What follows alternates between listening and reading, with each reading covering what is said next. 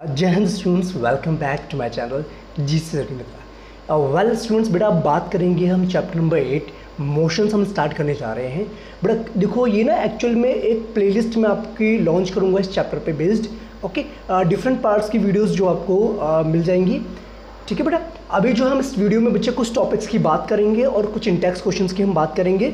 Okay, जितनी videos आपकी बेटा अवेलेबल होंगी यहाँ पर चैप्टर नंबर 8 पे, यहाँ पर आपको all the concepts, numericals, Intex question और एक्सरसाइज क्वेश्चन सारे प्रोवाइड किए जाएंगे one by one.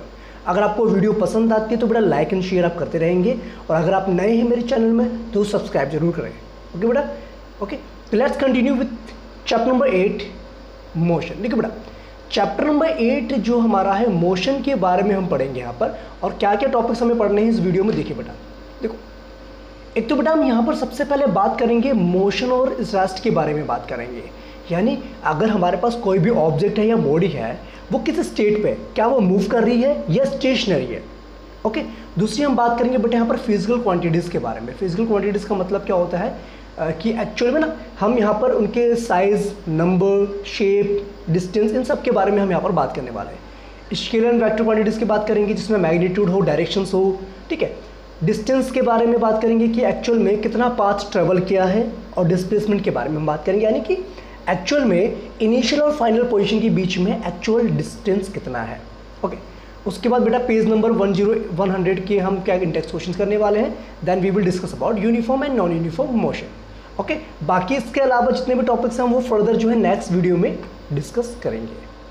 That's good. Okay class, देखो बेटा सबसे पहले अगर हम बात करें किसी भी एक बॉडी की हम बात कर रहे हैं, अगर हम किसी एक बॉडी की बात कर रहे हैं, अगर मेरे पास एक बॉडी है या ऑब्जेक्ट है बेटा, ठीक है, हम बॉडी भी कंसिडर कर सकते हैं और इसको हम एक ऑब्जेक्ट भी मान सकते हैं। देखो सपोज के ये मेरे पास एक बॉडी है या मेरे पास एक ऑब्जेक्ट है, ठीक है, ये मेरे पास एक ऑब्जेक्ट है। अब ये ऑब्जेक्ट जो है बेटा काफ़ी टाइम से जो है ये सपोज के ए पोजीशन हमारी है, ए पोजीशन पे काफ़ी समय से बैठा हुआ है, ये मूव नहीं कर रहा है। तो इसका मतलब ये क्या है, ऑब्जेक्ट आपका स्टेशनरी है। स्टेशनरी का मतलब हो गया it is in the state of rest, ये आपका रेस्ट पे, बिकॉज टाइम बीतता जा रहा है लेकिन ये आपको मूव नहीं कर रहा है। जैसे अगर हम बात करें आपकी चेयर की बात करें, टेबल की बात करें, ठीक है, या फिर एक जगह पर अगर आप बैठे हुए हैं तो you are at the place of rest, या हम ट्री की बात करें तो these all are examples of rest, कि ऑब्जेक्ट जो रेस्ट पे है या स्टेशनरी पॉइंट पर है। ठीक है बेटा, ओके। अगर हम बेटा मोशन की बात करें तो मोशन से ही आपको समझ में आ रहा है, an object such to be in motion when its position changes continuously with respect to a reference point. देखो अगर सपोज क्या है, ये हमारा एक, सपोज को मैं ट्री मान लेता हूँ, ठीक है, ड्राइंग मेरी अच्छी नहीं है, और एक पर्सन जो है वो यहाँ पर अभी खड़ा है, ठीक है, ए पोजीशन पे खड़ा है, यहाँ से एक पार्टिकुलर डिस्टेंस पे। कुछ देर के बाद बेटा वो यहाँ पहुँच गया, ओके, बी पोजीशन पे पहुँच गया। ओके, तो ये जो एक्चुअल में स्टार्टिंग पॉइंट है ना बेटा, जिसके रिस्पेक्ट में हम इसके डिस्टेंस की बात कर रहे हैं, इस पर्सन की हम डिस्टेंस की बात कर रहे हैं, इसको हम कहते हैं रेफरेंस पॉइंट कहते हैं। क्या कहते हैं बेटा, इसको हम कहते हैं रेफरेंस, क्या कहते हैं बेटा इसको हम कहेंगे, क्या कहेंगे, रेफरेंस पॉइंट कहेंगे। ओके, ठीक है, या बेटा हम कह सकते हैं एक तरीके से इसको स्टार्टिंग पॉइंट या ओरिजिन भी कह सकते हैं। ये आपका रेफरेंस पॉइंट होगा। रेफरेंस पॉइंट बेसिकली बेटा होता है क्या ना, जिसके रेफरेंस में हम बात करें, जिसके रिस्पेक्ट में हम बात कर रहे हैं कि ये जो ऑब्जेक्ट मूव कर रहा है आपका, ओके, उसे हम रेफरेंस पॉइंट कहा जाता है। क्लियर बात बेटा, समझ में आ गई। तो ये इसका मतलब ये हो गया बेटा, अगर आपका ऑब्जेक्ट जो है ना एक पोजीशन से, अगर ये जो आपका ऑब्जेक्ट है वो एक पोजीशन से दूसरी पोजीशन पे जा रहा है और दूसरी पोजीशन से तीसरी पोजीशन पे जा रहा है, ठीक है, सपोज के पहले वो ए पॉइंट पे था, फिर वो बी पॉइंट पे पहुंचा, फिर वो सी पॉइंट पे पहुंचा, फिर यहाँ से वो डी पॉइंट पे पहुंच गया, यानी कंटिन्यूसली। अगर मैं बात करूँ कि ये सपोज कि हमारा एक ट्री है यहाँ पर, इस पोजीशन पे अगर हमारा, ये हमारा ट्री है, ठीक है, आपको पता है ट्री तो मूव नहीं करता, ट्री तो स्टेशनरी रहेगा, ठीक है। अब ट्री के रिस्पेक्ट में क्या हो रहा है, ये जो ऑब्जेक्ट है, ये जो पर्सन है, ये मूव कर रहा है, पहले ए पॉइंट पे है, देन बी पॉइंट पे है, देन सी पॉइंट पे है, देन आपका डी पॉइंट पे है। तो इसका मतलब ये जो पर्सन है दैट इज इन मोशन, वो मोशन में है। और रेफरेंस पॉइंट आई थिंक आपको समझ में आ गया, रेफरेंस पॉइंट होता है स्टार्टिंग पॉइंट। जैसे यहाँ पर क्या हम किसको रेफरेंस लेके चल रहे हैं, ट्री को हम एक रेफरेंस पॉइंट मान के चल रहे हैं। किसको रेफरेंस पॉइंट मान के चल रहे हैं, जैसे हम ट्री को यहाँ पर, जो ट्री है इसको हम रेफरेंस पॉइंट मान के चल रहे हैं। ये तो आपका रेस्ट पे है, ट्री रेस्ट पे, लेकिन जो मोशन पे है वो ये ऑब्जेक्ट मोशन पे या पर्सनल ऑब्जेक्ट पर्सन मोशन में, ठीक है। इसमें आप एग्जांपल ले सकते हैं बेटा, बहुत सारे एग्जांपल्स आपके होते हैं इसमें। जैसे आप बात कर सकते हैं व्हीकल्स का एग्जांपल ले सकते हैं, व्हीकल्स मूविंग कर रहे हैं, ठीक है। या बर्ड्स फ्लाइंग की हम बात कर सकते हैं, बर्ड्स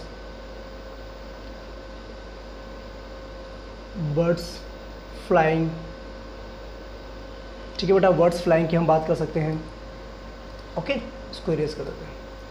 ऐसे बहुत सारे एग्जांपल्स आप ले सकते हैं। जैसे आपके बच्चे पता है ब्लड वेसल्स की अगर बात करें, आपके जो नर्व्स होती है ना, उसमें जो आपकी वीन्स और आर्टरीज होती है उसमें ब्लड फ्लो कर रहा है, वो भी मोशन में। तो ये आपने देखना है बेटा, कोई भी ऑब्जेक्ट जो है ना, अगर अपने रेफरेंस पॉइंट से टाइम के साथ साथ अपनी पोजीशन को चेंज कर रहा है तो वो मोशन में, अदरवाइज वो रेस्ट पर ही रहेगा। Okay W. अब देखो बेटा, आगे बात करते हैं हम फिजिकल क्वांटिटीज़ की हम बात करते हैं। देखिए क्लास, अब फिजिकल क्वांटिटीज़ में क्या होता है बेटा, देखो physical quantities are the characteristics और property of an object that can be measured और कैलकुलेटेड फ्रॉम अदर मेजरमेंट। देखो बेटा, एक्चुअल में क्या होता है ना, फिजिकल क्वांटिटी का मतलब होता है फिजिकल प्रॉपर्टीज़ की हम बात कर रहे हैं, चाहे हम उसके शेप की बात कर रहे हैं, उसके मास की बात कर रहे हैं, उसके हम वेट की बात कर रहे हैं, या डिस्टेंस कितना ट्रेवल किया उसकी बात कर रहे हैं, वो सारे आपकी फिजिकल क्वांटिटीज़ होती है। अब फिजिकल क्वांटिटीज़ को बेटा दो कैटेगरी में डिवाइड किया, एक तो आपका स्केलर क्वांटिटी, एक आपका वेक्टर क्वांटिटी। अब स्केलर का मतलब क्या होता है, विच हैव ओनली मैग्नीट्यूड। जैसे मैंने आपसे कहा बेटा, मैं 5 किलोमीटर मैंने डिस्टेंस ट्रेवल किया, तो 5 किलोमीटर क्या है, मैग्नीट्यूड हो गया। मैग्नीट्यूड मीन्स क्वांटिटी, ठीक, कितना क्वांटिटी आपने डिस्टेंस ट्रेवल किया। या अगर मैं कहूँ बेटा 5 kg आपने एप्पल्स लिए, तो 5 kg इज़ द क्वांटिटी, ये क्या आपका क्वांटिटी है, ठीक है। इसको हम कहते हैं magnitude. Magnitude is just a quantity, okay. लेकिन बेटा अगर मैं डायरेक्शन भी इंक्लूड कर दूं, मैंने कहा आपको कि 5 किलोमीटर इन ईस्ट डायरेक्शन,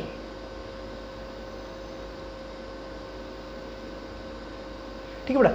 अगर मेरे को 5 किलोमीटर में चला ईस्ट डायरेक्शन की तरफ, तो डैट मीन्स वो आपका वेक्टर क्वांटिटी हो जाएगा। अब बेटा स्केलर क्वांटिटीज़ में जो आपकी क्वांटिटीज़ आती हैं, और वो कौन कौन सी है, देखो बेटा, देखिए एक तो हम इसमें ले सकते हैं बेटा डिस्टेंस, अभी आप फर्दर्स के बारे में पढ़ेंगे, ठीक है, डिस्टेंस ले सकते हैं। और स्पीड भी आपका क्या है, स्केलर क्वांटिटी है, इसमें सिर्फ मैग्नीट्यूड की बात करते हैं। जैसे हमने कहा 5 किलोमीटर पर आवर की स्पीड से कोई ऑब्जेक्ट आपको मूव कर रहा है, ठीक है, ओके बेटा। मास की हम बात कर सकते हैं, मास में तो बता नहीं सकते ना बेटा कि ईस्ट डायरेक्शन में इतना मास है, ठीक है। अब अगर वेक्टर की बात करें, तो वेक्टर में बेटा आप देखेंगे डिस्प्लेसमेंट, जिसमें आप डायरेक्शंस की भी बात करेंगे और मैग्नीट्यूड की बात करेंगे, ठीक है। दूसरा आपका आता है वेलोसिटी, ठीक है बेटा। और भी सारे टर्म्स इसमें, जैसे एक्सेलरेशन हो गया, ठीक है बेटा। तो these are the terms which are vector quantity, जो डायरेक्शंस पे भी डिपेंड करता है, उनका कुछ मैग्नीट्यूड भी होता है। मैग्नीट्यूड बेटा आपको मैंने बता दिया, मैग्नीट्यूड इज दिस वन, कि कितना अमाउंट है और किस डायरेक्शन में चल रहा है, इस डायरेक्शन में मूव कर रहा है, तो that is called the vector quantity. Done, okay, that's continue that. अब बात सुनो बेटा, डिस्टेंस की बात कर। देखो डिस्टेंस एक्चुअल में क्या होता है बेटा, it is actual length of the path covered by a moving body irrespective of the direction with the body travels. देखो बेटा, ये एक्चुअल में क्या बताता है, टोटल पाथ बताता है। सपोज किया आप जो इस पॉइंट पे थे, ठीक है, आप जो है सपोज कीजिए, इसको इरेज करते हैं, ठीक है। देखिए बेटा, सपोज कीजिए आप जो है अभी यहाँ पर थे, ये आपका स्टार्टिंग पॉइंट है ए, ठीक है बेटा। अब ए पॉइंट से आप पहुँचे बी पॉइंट पे, कोई दिक्कत की बात नहीं है। बी से आप आए सी पॉइंट पे, वेरी नाइस, ये तो और भी अच्छी बात होगी। अब सी से आप चले गए, इधर चले गए डी पॉइंट पे, ठीक है जी, है ना। और डी से फिर आप यहाँ आ गए ई पॉइंट पे, कोई दिक्कत नहीं। अब यहाँ पर एक्चुअल में क्या पूछा गया बेटा, it is the actual length of the path covered by a moving body irrespective of the direction in which body travels, ठीक है बेटा। अब एक्चुअल में यहाँ पर क्या बताना है बेटा, आपको क्या बताना है, डिस्टेंस बताना है। डिस्टेंस का मतलब होता है टोटल कितना आपने ट्रेवल किया, टोटल पाथ। देखो अगर हम डिस्टेंस की बात करें तो हम क्या करेंगे, यहाँ पर ए बी, पहले हम क्या करेंगे बेटा, ए से लेके बी तक कितना डिस्टेंस है, प्लस में बी से लेके सी तक कितना डिस्टेंस है उसकी बात करेंगे हम यहाँ पर, ठीक है बेटा। उसके बाद हम क्या बात करेंगे, यहाँ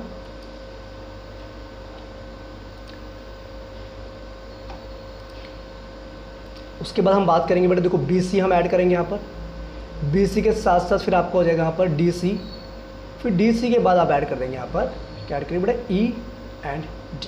तो एक्चुअल में ये जो पूरा पाथ ट्रैवल किया आपने यहाँ से लेकर के जो आप ट्रैवल करें यहाँ तक, ठीक है, ये आपको हो जाता है टोटल डिस्टेंस आपने जो ट्रैवल किया। देखो बेटा, डिस्टेंस आपका स्केलर क्वांटिटी होता है, क्यों होता है, सिर्फ इसमें हम मैग्नीट्यूड की बात करते हैं। किसकी बात करते हैं, सिर्फ मैग्नीट्यूड की, यानी कि अमाउंट की बात करते हैं। जैसे मैंने कहा था 5 किलोमीटर आपने डिस्टेंस ट्रैवल किया है, ठीक है, और ये कभी भी बेटा जीरो नहीं होगा, डिस्टेंस कभी जीरो हो सकता है क्या? अगर आप जो है इस पॉइंट पे थे, ए पॉइंट पे थे, अब ए पॉइंट से बेटा बी पॉइंट पे जा रहे हैं, तो आपने कुछ डिस्टेंस तो ट्रैवल किया ना, है ना। जीरो का मतलब क्या, आपने मूव ही नहीं किया, आप तो एक ही पॉइंट पे रेस्ट पर है, ठीक है, ओके। चलिए बेटा, अब बेटा बात करते हैं डिस्प्लेसमेंट की। डिस्प्लेसमेंट क्या होता है, it is the shortest straight line distance measure between the initial and the final position of an object along with direction. देखो बेटा, ये एक्चुअल में क्या होता है ना बेटा, देखो सपोज कीजिए ये आपकी स्टार्टिंग पोजीशन थी, ए पॉइंट, ठीक। अब आपने क्या करा, ए पॉइंट से बी पे गए, यहाँ पहुँचे, ठीक है, बी से आप सी पे आए, ठीक है, अच्छी बात है।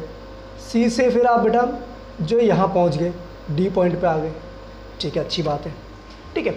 अब जब आप बेटा डी पॉइंट पे आ गए यहाँ पर, क्लियर बेटा, तो अब आपको क्या बताना है, आपको बताना है यहाँ कि एक्चुअल में what is the shortest distance between initial and the final position. देखो बेटा, अगर देखा जाए तो आपको पता है इनिशियल पॉइंट क्या था आपका, ए पॉइंट था इनिशियली, और फाइनल पॉइंट क्या आपका, डी पॉइंट हो गया। अब इन दोनों के बीच में जो स्ट्रेट लाइन डिस्टेंस होगा ना बेटा, ये जो आपका है, यानी कहने का मतलब कि ए डी, ये बेसिकली आपको क्या बताएगा, डिस्प्लेसमेंट, क्या बताएगा, डिस्प्लेसमेंट, ठीक है बेटा, क्या बताएगा, डिस्प्लेसमेंट के बारे में बताएगा। रहेगी बात, क्लियर रहेगी बच्चे बात आपको, ये डन, श्योर, दैट्स गुड। अब बात सुनो बेटा आगे, ये आपका वेक्टर क्वांटिटी होता है। क्यों होता है वेक्टर क्वांटिटी, बिकॉज बेटा ये डायरेक्शन पर डिपेंड करता है। आपको यहाँ पर मेंशन होगा कि आपने जो है सपोज के 5 किलोमीटर आप चले, सपोज के 5 किलोमीटर आपने डिस्टेंस ट्रेवल किया, ठीक है, वो भी किस डायरेक्शन में, ईस्ट डायरेक्शन में, ईस्ट डायरेक्शन में। तो ये क्या बता रहा है बेटा, डायरेक्शन के साथ साथ आपको मैग्नीट्यूड भी मेंशन है, तो ये आपका क्या होता है, क्या हो जाएगा, डिस्प्लेसमेंट हो जाएगा। लेकिन बेटा ये आपका जीरो भी हो सकता है और ये नेगेटिव भी हो सकता है। नेगेटिव देखो बेटा, देखो डिस्टेंस आपको पता है कभी भी नेगेटिव नहीं होता। डिस्प्लेसमेंट नेगेटिव का मतलब क्या है, ये अपोजिट डायरेक्शन में मूव कर रहा है। सपोज कि जैसे मैं बात करूँ बेटा यहाँ पर, जैसे आप इस पोजीशन पे थे, ए पॉइंट पे थे, ठीक है, ए पॉइंट से आप बी पॉइंट पे गए, ये आपका 100 किलोमीटर सपोज की डिस्टेंस है, ठीक है। फिर आप बी से बेटा वापस जो है सी पॉइंट पे चले गए, और ए से सी का डिस्टेंस सपोज के 50 किलोमीटर पर आवर है, 50 किलोमीटर है, ठीक है।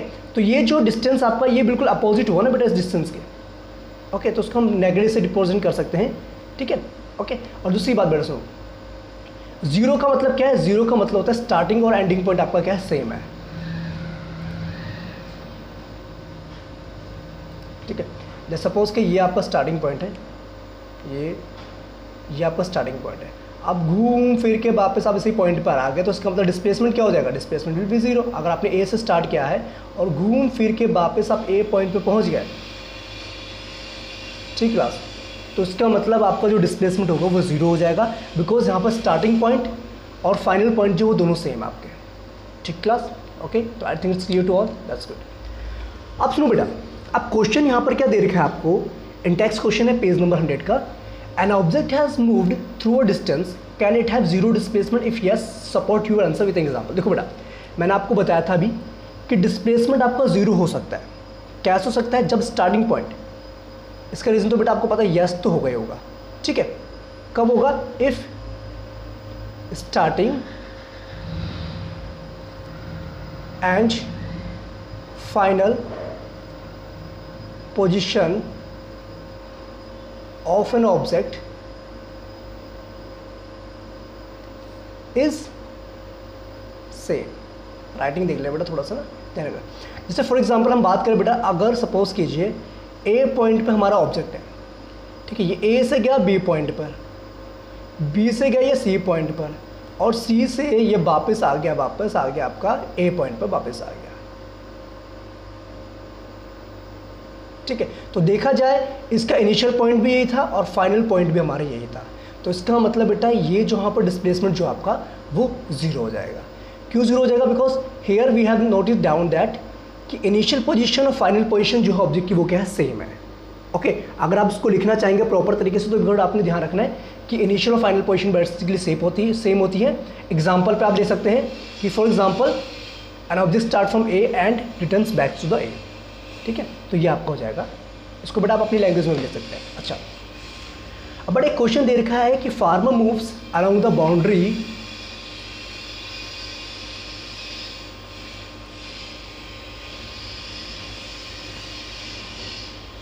निकला। अब क्वेश्चन नंबर 2 में क्या बोल रखा है आपको? क्वेश्चन नंबर 2 अगर देखें हम तो यहाँ पर क्या बोला है आपसे, a farmer moves along the boundary of a square field of side 10 metre in 40 seconds, what will be the magnitude of the displacement of the farmer at the end of 2 minute 20 seconds from the initial position. देखो बड़ा सुनो मेरी बात। अब ये जो हमें square given है इसको मैं अगर मानूँ बेटा ये ए पॉइंट हो गया इसका, ये आपका बी पॉइंट हो गया, इसको हम सी पॉइंट मान लेते हैं, उसको हम डी पॉइंट मान लेते हैं। और हमें क्या गिवन है बेटा, इसकी जो लेंथ गिवन है वो है 10 मीटर। 10 मीटर क्या है, सारी साइड्स बेटा 10 मीटर की है ना इसकी, ये भी 10 मीटर है, ये भी आपकी 10 मीटर है, ठीक है, और ये भी आपकी 10 metre, because it's an square shape field. Done. अच्छा, अब बेटा क्या बोला गया है कि 40 सेकंड्स में ना ये जो फार्मर है पूरी बाउंड्री को क्या कर लेता है, मूव कर लेता है, पूरी बाउंड्री मूव कर लेता है। तो हम देखा जाए बेटा तो क्या लिखेंगे, इन 40 सेकंड्स में राउंड्स जो लग रहे हैं फील्ड, कितने राउंड लगा रहा है बेटा, एक राउंड लगा रहा है, कितने सेकंड में, 40 सेकंड्स में, और वो भी कितना है, 40 मिनट हो जाएगा ना बेटा, पूरी बाउंड्री की वो हो जाएगी ना 40 मिनट। अच्छा, तो अब देखा जाए बेटा तो इन कितने मिनट में, 2 मिनट 20 सेकंड, तो 2 मिनट 20 सेकंड्स में वो कितने राउंड लगा पाएगा। देखो बेटा 2 मिनट 20 सेकंड्स की अगर हम बात करें तो आपको पता है इसमें होते हैं 140 सेकंड्स होते हैं। ठीक है, 40 सेकंड में एक राउंड लगा रहा है तो ये हो जाएगा डिवाइड में 40, तो ये हो जाएगा हमारा आंसर, कितना जाएगा, 3.5 राउंड्स। ठीक है बेटा, क्लियर है कि नहीं? तो 3.5 राउंड जो है इस फील्ड के फार्मर जो है लगाएगा। देखो अगर 3.5 राउंड्स की बात करें तो बेटा आपको पता है एक राउंड में वापस घूम के ए पे आ जाएगा, दूसरे राउंड पे भी यहाँ पर आ जाएगा, तीसरे राउंड पे भी आपको पूरा हो गया। लेकिन जो 3.5 राउंड होगा तो यहाँ से यहाँ जाएगा। ठीक है बेटा,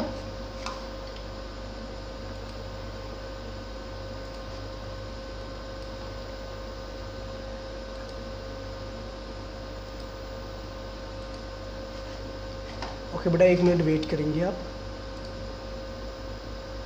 ठीक है, देखो ठीक है बेटा, तो यहाँ से यहाँ और यहाँ से फिर यहाँ। ठीक है, तो देखा जाए तो ये जो आपका पोजीशन पहुँचेगी वो कहाँ पहुँच जाएगी बेटा, आपकी ए पोजीशन से आप जो है अब सी पोजीशन पे पहुँच चुके हैं। इसको बेटा स्ट्रेट लाइन्स आप ड्रॉ कर देंगे। ठीक है, ये आपकी यहाँ से स्ट्रेट लाइन रहेगी।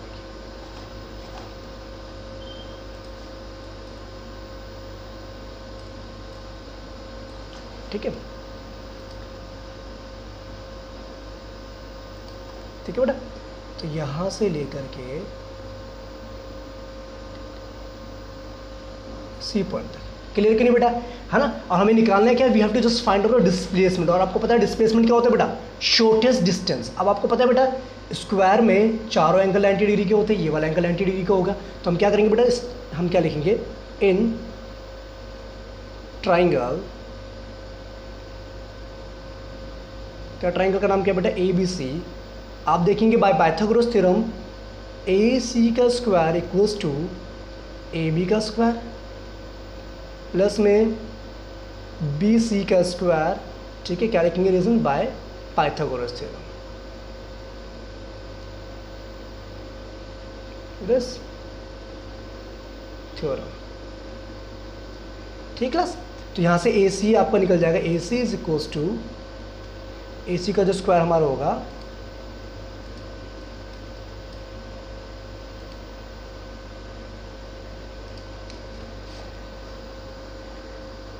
AC स्क्वायर इक्वल्स टू जाएगा हमारा यहाँ से AB कितना है बेटा, यहाँ पर AB 10 मीटर है, 10 का स्क्वायर प्लस में 10 का स्क्वायर, तो it will gives you 100 plus में 100। ठीक है, ये हो जाएगा हमारा 200। ठीक है, और ए सी हमारे यहाँ से आ जाएगा अंडर रूट में 200, तो अंडर रूट में 200 का मतलब हो गया 10 रूट में 2 मीटर, ठीक है, ये इसकी आपकी डिस्प्लेसमेंट हो जाएगी। इट्स क्लियर नोट बेटा, ठीक है। तो फाइनल आंसर क्या देगा हमारे पास, 10 root 2 metre is the displacement of this field. Done, that's good. अब बेटा अगले क्वेश्चन की तरफ देखते हैं। देखो बेटा क्या कह रहा है, which of the following is true for displacement. Displacement के लिए यहाँ पर कौन सा ट्रू है, इट कैन बी जीरो। देखो बेटा आपको मैंने बताया था डिस्प्लेसमेंट अगर स्टार्टिंग पॉइंट और एंडिंग पॉइंट आपके दोनों सेम हो, स्टार्टिंग पॉइंट और एंडिंग पॉइंट अगर आपके सेम हो तो डिस्प्लेसमेंट क्या हो जाती है, जीरो हो जाती है, ठीक है।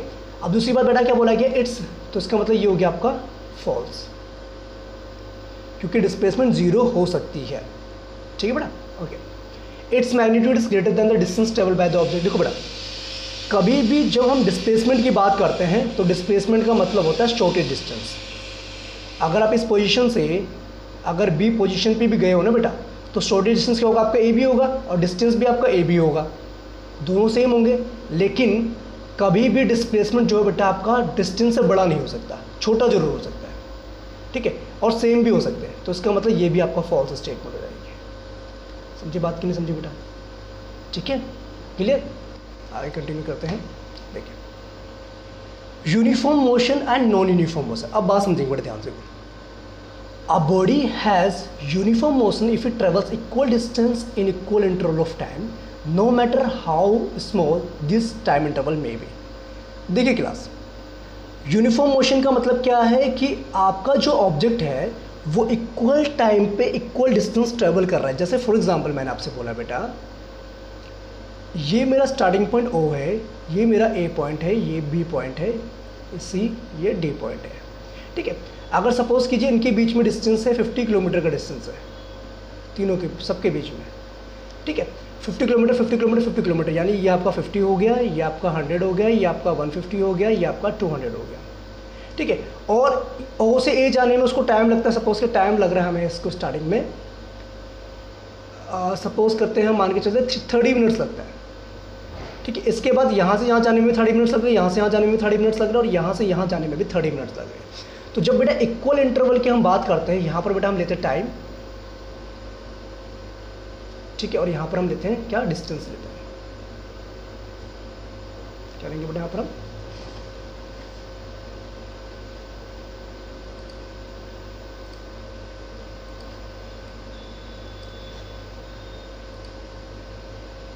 यहाँ हम डिस्टेंस लेंगे बेटा, ठीक है। यहाँ पर हम क्या करेंगे, डिस्टेंस, ओके। तो यहाँ पर बेटा आपका आ जाएगा डिस्टेंस आ जाएगा, यहाँ पर हम डिस्टेंस ले लेंगे, ठीक है बेटा। ये आपकी एक्स एक्सिस होती है, आपको पता ही है, ये आपकी वाई एक्सिस होती है। और देखो बेटा एक और बात ध्यान रखनी है, अपना स्ट्रेट लाइन ग्राफ बनता है किसका, यूनिफॉर्म मोशन का, always in a straight line, okay. अब बेटा नॉन यूनिफॉर्म की बात करें तो इसमें क्या होता है, अ body has non uniform motion if it travels unequal distance in equal interval of time. देखो सपोज इसमें क्या होता है ना कि आपके पास जो ऑब्जेक्ट गिवन है, ठीक है, वो देखो ये आपकी स्ट्रेट लाइन है, यहाँ पर आपका ऑब्जेक्ट था इनिशियली, और यहाँ पर आपका बी ए पॉइंट, ये आपका बी पॉइंट, ये आपका सी पॉइंट मान के चलिए, ठीक है।